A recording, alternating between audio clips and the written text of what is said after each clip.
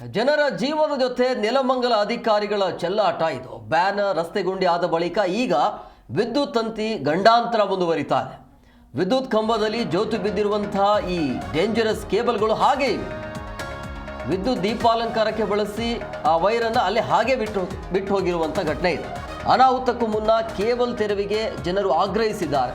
ಅನಾಹುತ ಆಗುವ ಮುಂಚೆನೇ ಇದನ್ನು ಸರಿ ಮಾಡ್ಕೊಳ್ಳಿ ಅಂತೇಳಿ, ಅದನ್ನು ತೆಗೀರಿ ಅಂತ.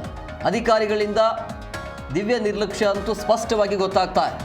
ನೆಲಮಂಗಲ ಅಧಿಕಾರಿಗಳು ಏನು ಮಾಡ್ತಿದ್ದಾರೆ ಏನೋ ಗೊತ್ತಿಲ್ಲ. ಜನರ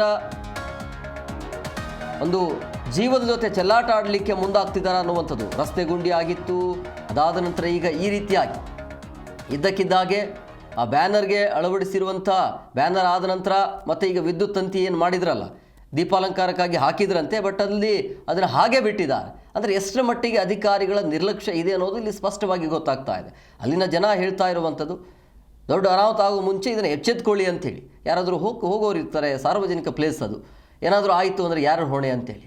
ಅಂದರೆ ಇದೆಲ್ಲ ಆಗಿರೋದು ಗೊತ್ತಿದೆ, ಆದರೂ ಕೂಡ ನಿರ್ಲಕ್ಷ್ಯ, ಹೇಳೋರು ಕೇಳೋರು ಇಲ್ಲ ಅನ್ನೋ ರೀತಿಯಲ್ಲಿ. ಈ ಬಗ್ಗೆ ಮತ್ತಷ್ಟು ಮಾಹಿತಿ ನೀಡ್ತಾರೆ ನಮ್ಮ ಪ್ರತಿನಿಧಿ ಕಾರ್ತಿಕ್, ಫೋನ್ ಸಂಪರ್ಕದಲ್ಲಿದ್ದಾರೆ. ಕಾರ್ತಿಕ್, ಅಧಿಕಾರಿಗಳ ದಿವ್ಯ ನಿರ್ಲಕ್ಷ್ಯ ಯಾಕೆ ಅಂತೇಳಿ ಎಷ್ಟು ದಿನ ಆಯ್ತು? ಹೇಮಕುಮಾರ್, ಏನು ಈ ಒಂದು ಬೆಳಗ್ಗೆ ಈ ಒಂದು ಡೇಂಜರ್ ವಿದ್ಯುತ್ ತಂತಿಗಳ ಬಗ್ಗೆ ಜಿ ಕನ್ನಡ ನ್ಯೂಸ್ ಸುದ್ದಿ ಮಾಡಿತ್ತು. ಅಧಿಕಾರಿಗಳು ಎಚ್ಚೆತ್ತುಕೊಳ್ಳುವಂತೆ ಮನವಿ ಮಾಡಿತ್ತು. ಇದೀಗ ಈ ಕ್ಷಣದ ಅಪ್ಡೇಟ್ ಏನು ಅಂದ್ರೆ, ಈ ಒಂದು ನಮ್ಮ ಸುದ್ದಿಗೆ ಒಂದು ದೊಡ್ಡ ಫಲಶ್ರುತಿಯೇ ಸಿಕ್ಕಿದೆ. ಈ ಒಂದು ಸುದ್ದಿ ಜಿ ಕನ್ನಡ ನ್ಯೂಸ್ ನಲ್ಲಿ ಸುದ್ದಿ ಪ್ರಸಾರವಾಗ್ತಿದ್ದಂತೆ ಎಚ್ಚೆತ್ತ ನಗರಸಭೆ ಅಧಿಕಾರಿಗಳು ಸದ್ಯ ಈ ಕ್ಷಣದಲ್ಲಿ ಏನೊಂದು ತಾತ್ಕಾಲಿಕ ಪರಿಹಾರವನ್ನ ಒದಗಿಸಿದ್ದಾರೆ.